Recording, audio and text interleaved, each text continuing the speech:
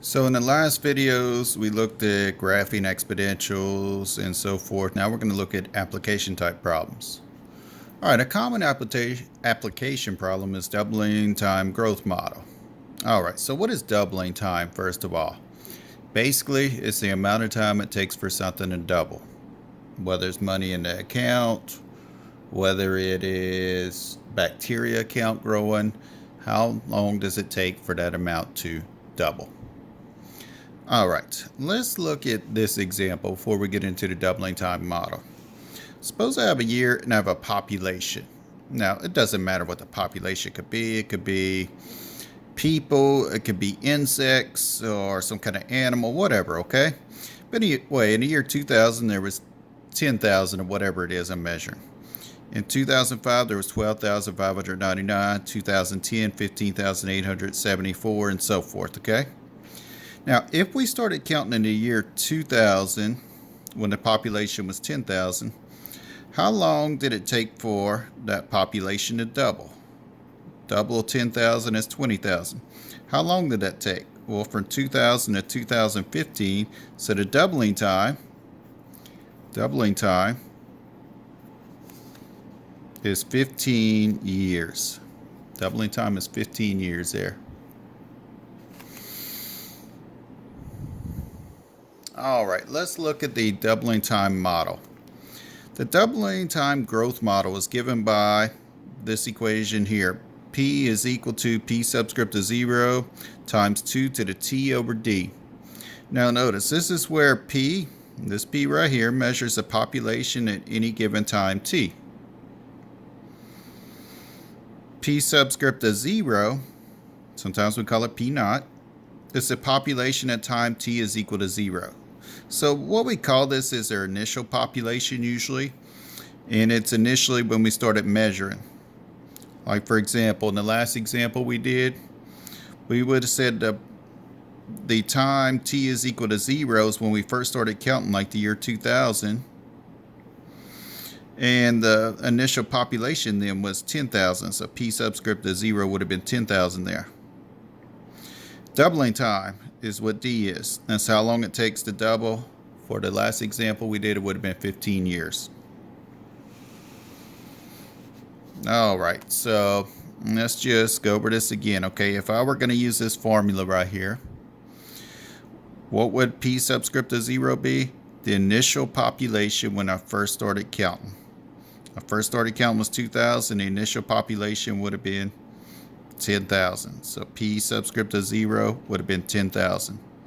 What would D have been? D would have been 15 years of doubling time. Now let's go to this example right here. Let me put it more on the page for you. In 2004, the population of a city was 43,000. The population doubled by 2010. If the growth rate remains the same, what is the expected population in 2020? All right, big thing here, the population doubled. That's key here. The population doubled.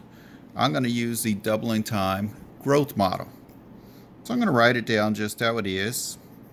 So by the time I finish my homework, I'll have it memorized. All right, so let's fill in some stuff here. What is P subscript of 0? Let's see. In 2004, so that's when we first started counting, the population of the city was 43,000. So my initial population is going to be 43,000. P subscript of 0, 43,000.